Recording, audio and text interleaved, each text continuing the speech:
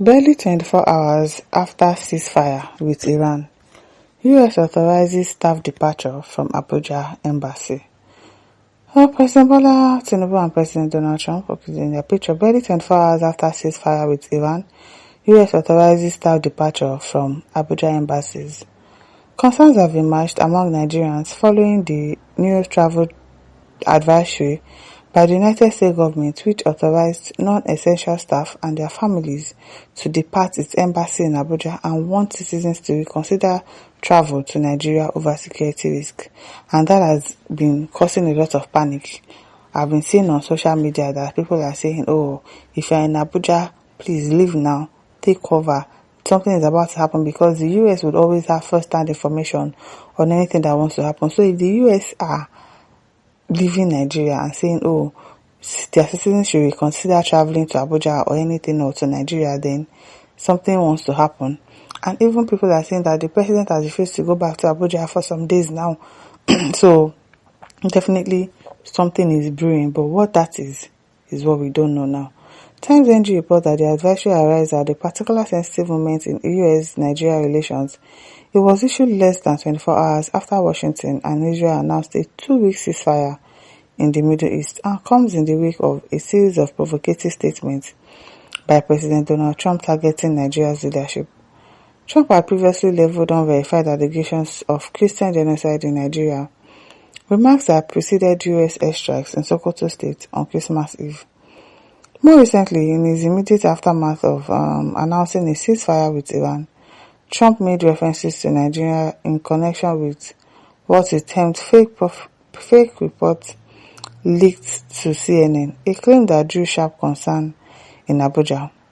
Political observers are now questioning whether the security advisory reflects genuine threat assessment or serves as diplomatic pressure ahead of Nigeria's 2027 general elections, in which President Bola Ahmed Tinubu is expected to seek a second term.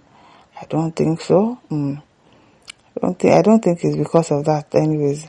In the advisory issued by the United States Department of State, the US government cited crime, terrorism, kidnapping and civil unrest as the key reasons for the updated warning. If they can buy Brigadier General, that means nobody is safe now. So if he's evacuating his people because they actually care about their citizens.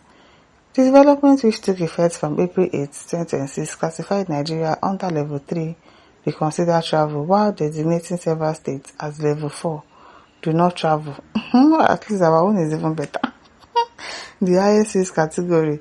According to the advisory, non-emergency US government employees and their families were authorized to leave the US embassy in Abuja due to what is described as a deteriorating security situation across the country. It is really deteriorating anyways, because it was the brigadier that died is painful anyways.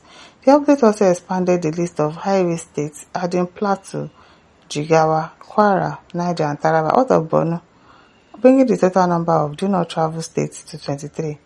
State listed in the northern region, Borno, Yobe, Adamawa, northern part, Bauchi, Gombe, Kaduna, Kano, Katsina, Sokoto, Zamfara, Kogi, Kwara and Niger, Plateau, Taraba and Jigawa, with the advisory citing terrorism, armed banditry, and kidnapping and civil unrest. In the south and southeast, Abia, Anambra, Bayelsa, Delta, Enugu, Imo, and River States, excluding Port Harcourt, were also flagged due to crime, kidnapping, and arrest. The US government found that violent crimes such as armed robbery, carjacking, and kidnapping for ransom remains well spread, adding that foreigners, particularly US citizens, are often targeted, because people have money. It further cautioned that terrorist attacks could occur in public places, including markets, hotels, places of worship, and large gatherings. The advisory also highlighted concerns about healthcare services, describing them as limited and inconsistent compared to international standards. However, the State Department advised US citizens who must travel to Nigeria to enroll in a smart traveler enrollment program, avoid large gatherings, maintain heightened vigilance, and establish personal safety protocols. The advisory comes amid heightened global tension and has triggered debate among observers in Nigeria, with some expressing concerns over its timing and potential implications for the country's international image and security outlook. While there has been no official response from Nigerian authorities, wetin dem wan respond to? As of press time, analysts say the development may influence diplomatic engagement, travel decisions, and investors' confidence. Investor dey bother una. Abeg, who wants to come and invest before?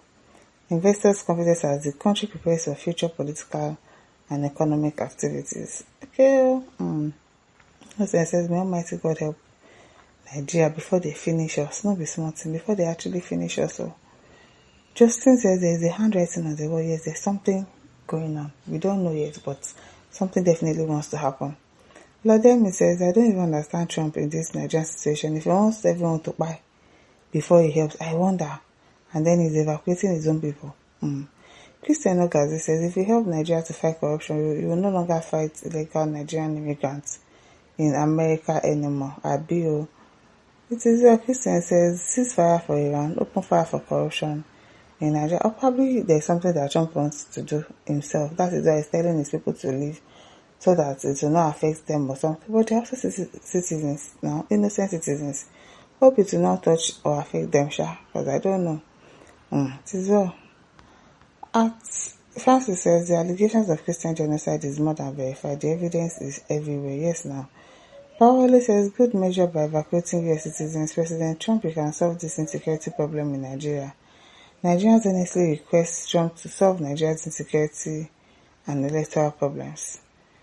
And Ruth says the writer of this are evil and not telling the truth. Omoje says shame on Nigerian government. Okay. Julius says the only life that matters in Nigeria is the life of our leaders, yes, and their children. That's all. Peter Iba says, I believe next is Nigeria, as we don't have leaders that value us. They don't value, value. I beg. Peter says, Wahid Adekunbi, you are the first, the most foolish Yoruba I've ever seen. And who is Wahid? Ali Isa said, let them go forever. Nobody loves to see any of them again here. Oh, they dear, bandits. Bandits, how would you want to see them here again? One said, which one is unverified allegations of Christian genocide? How is it an allegation? Or it must happen to you before it comes to reality? Help me ask them. Let me ask them. You hear this, man? Ismail says, Mr. Donald Trump, go back to your country to solve the problem. You and your area never get what you want from Iran. Now we understand you're a big liar in the face of the world. It is really.